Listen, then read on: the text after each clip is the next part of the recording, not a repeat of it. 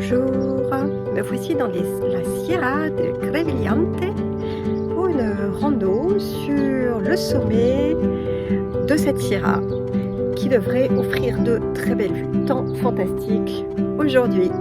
Circuit de 15 km et 600 mètres de Dève. Alors il y a un reste d'aqueduc. Et l'aqueduc couvert continue là.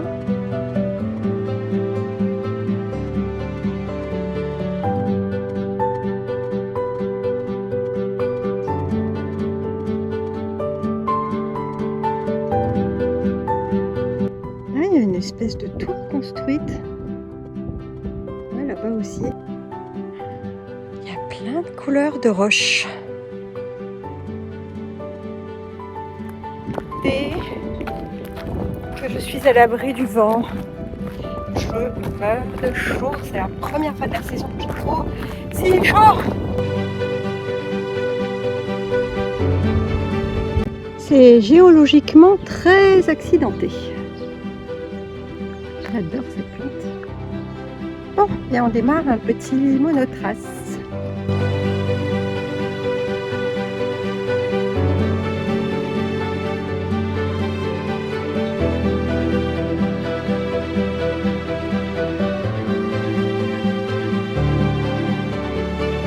Bon, le temps est un peu brumeux, mais on voit la mer au fond. Sur ce flanc-là, il y a quelques petits pins quand même. C'est sympa. La mer. Mais par là où je vais monter, il n'y a pas un seul arbre.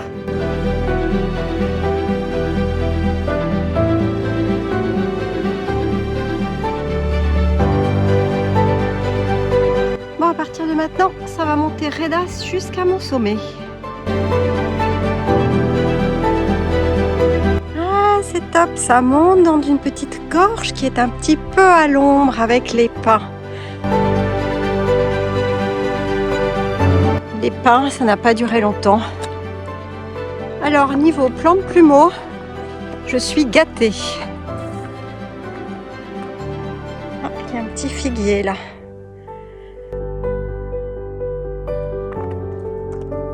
Ce serait bien que je rencontre quelques petites cabras de montaña. Très jolie montée dans ce petit barranco.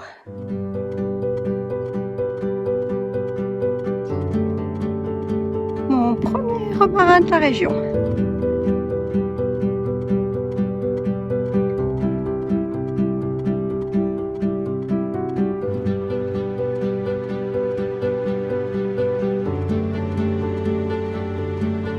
Première vue dégagée sur la Costa Blanca et sur la mer.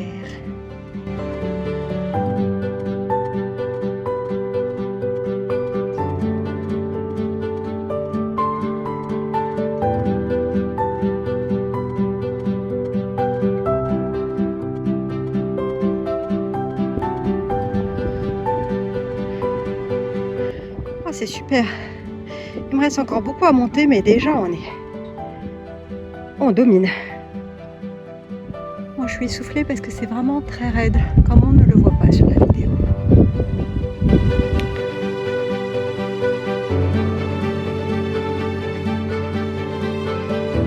Alors, ça monte dans la caillasse.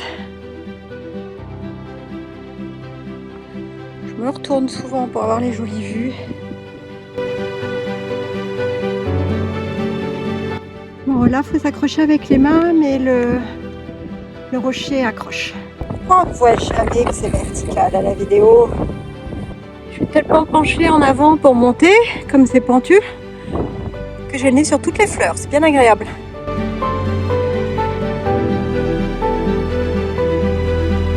C'est joli, c'est tout velouté.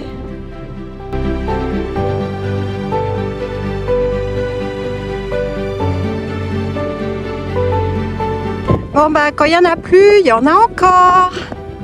Je pensais arriver au sommet. Bon, j'avais quand même pas trop d'espoir. J'ai pas encore fait tout le dénivelé, mais non. C'était juste un très petit sommet.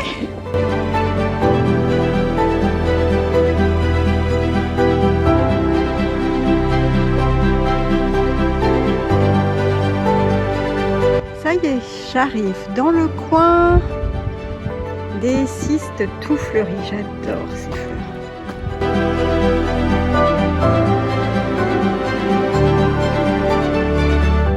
Complètement inattendu au détour d'un virage, une petite pinède m'offre un petit peu d'ombre.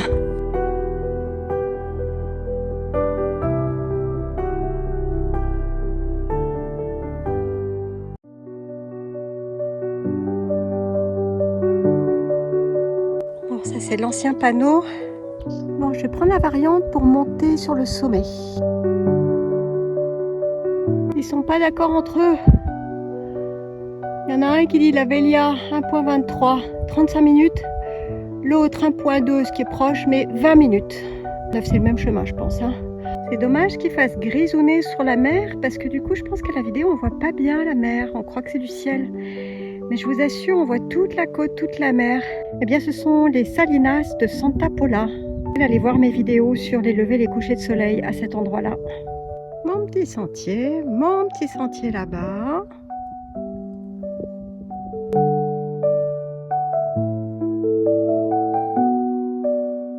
Bon, là, on voit toujours Crevillente, au loin, les Salinas de Santa Pola. Et là, je suis en visu de la Velia, qui est le plus grand sommet du massif. Le plus grand, le plus haut.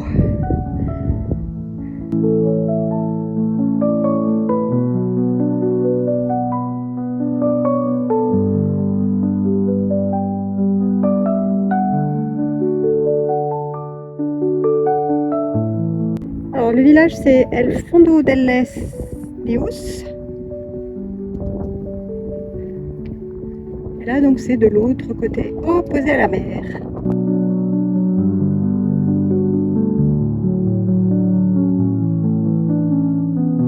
Bon, je ne pense pas que j'aurai beaucoup plus de vues là-haut, vu que là j'ai vu de chaque côté avec le col.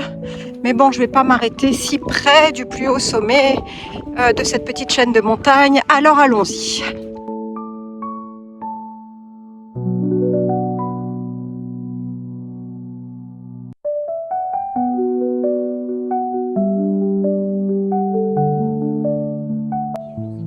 Bon, une prochaine fois, je monterai par les crêtes de ce côté-là.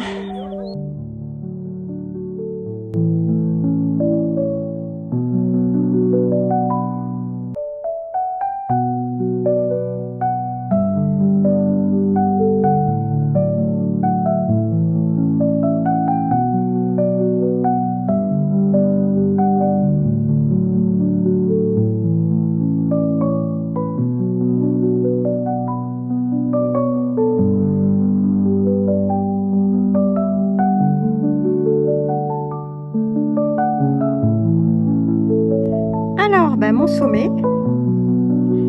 et un champ d'amandiers. Et maintenant demi-tour parce que je me suis trompée de chemin. Heureusement, là j'ai eu un doute, je viens de vérifier. Et je ne suis pas sur le bon chemin. Donc il est balisé, mais c'est pas le bon. En effet, j'ai pas fait gaffe, mais il était un petit peu incliné vers là. C'est là qu'on voit que c'est utile pour Mout quand même, en appli de rando. Donc c'est bien balisé. Mais il y a de multiples chemins qui sont tous balisés de la même couleur, à part le GR qui est balisé blanc et rouge. Les autres sont jaune et blanc, tous. Donc j'ai suivi le balisage, mais c'était pas le bon chemin. Le seul moyen de s'en rendre compte, c'est d'avoir un plan ou un énorme sens de l'orientation, ce qui n'est pas mon cas. Donc sur ce versant-là, j'ai descendu même pas 100 mètres, je pense, depuis mon sommet qui était à 680. Donc il y a des pins, des oliviers et des amandiers, parce que je suis encore haut et plus bas il n'y aura rien. Ouais, là il y a une espèce de grotte, je ne sais pas si je vais vous y rentrer.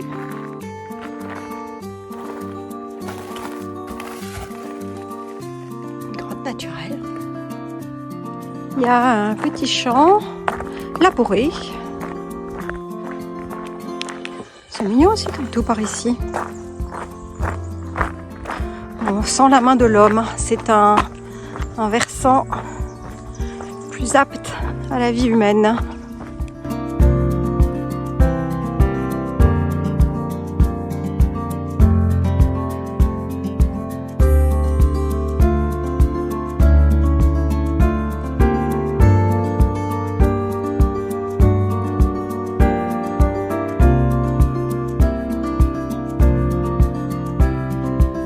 bien embroussaillé le chemin.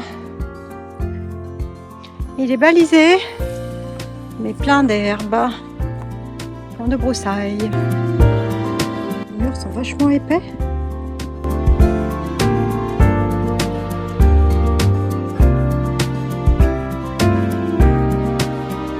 Donc la plaine est là.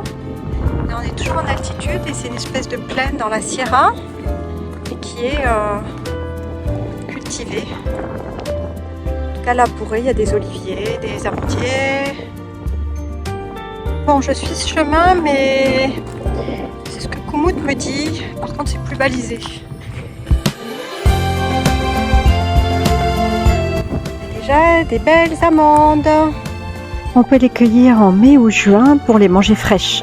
Alors c'est sympa, là on descend le long des champs, des espaliers, des légers espaliers, hein.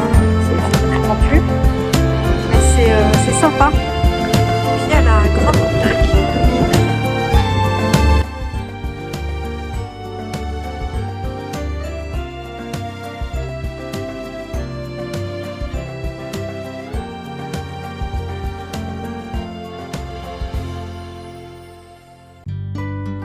Olivier, amandier et la mer au fond.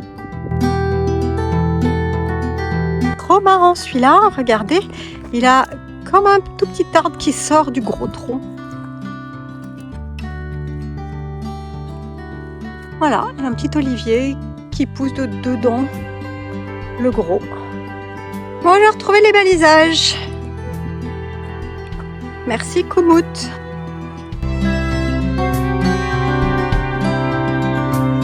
J'adore ce petit monotrace au milieu de ces champs.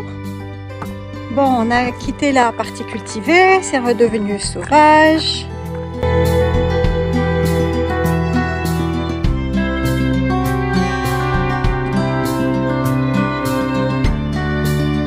La mer, les salinas. Ah, c'est sauvage, hein. Un de ces canyons. Et là-bas, c'est là-bas que je suis montée. Je suis montée par derrière cette montagne. Et ça, c'est mon sommet. C'est derrière, j'ai fait le retour par derrière. Cette montagne s'appelle la Peña Negra. Et il y a des restes archéologiques des tout premiers habitants de la péninsule ibérique, je crois 11 ou un truc comme ça avant Jésus-Christ.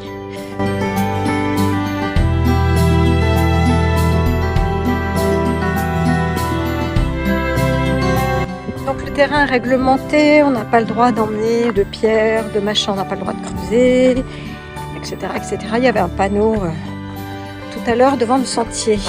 Donc je viens de trouver ces deux fossiles. Du coup, on va les laisser ici.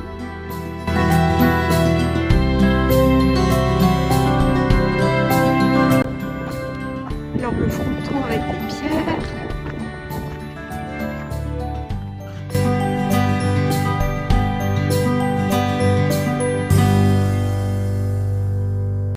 A priori, ça c'était l'âtre parce qu'on voit clairement la suie. Bon, et bien on ressort.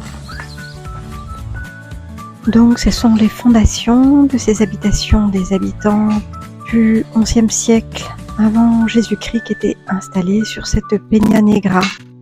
Donc à cette époque, il y avait plus de sources à cet endroit et le bas de la montagne, c'était un marécage. Donc il y avait beaucoup d'eau. Ceci dit, les conditions étaient tout de même très dures d'après la description des panneaux. Alors on voit bien qu'il y a un petit muret qui a été fait.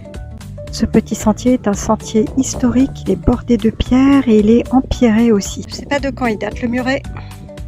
Ouais, là on voit clairement qu'il y a des pierres qui ont été arrangées pour faire comme une petite route. Et le petit chemin se poursuit là.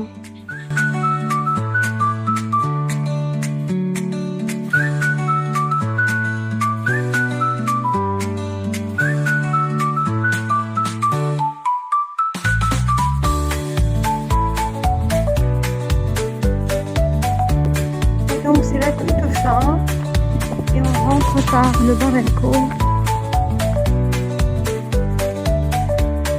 Bon, je suis plus sur le chemin, là je suis dans le lit du ruisseau, mais je vais aller voir l'installation d'eau.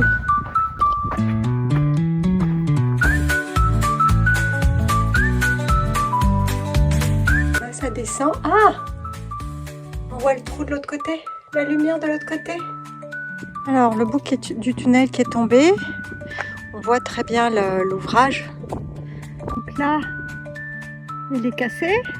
C'est un laurier rose. Et voilà les derniers moments du single track. Je rejoins la route maintenant. Cet aqueduc a été construit au XIIe siècle pendant l'occupation des Almohades. Et ainsi se termine cette magnifique randonnée.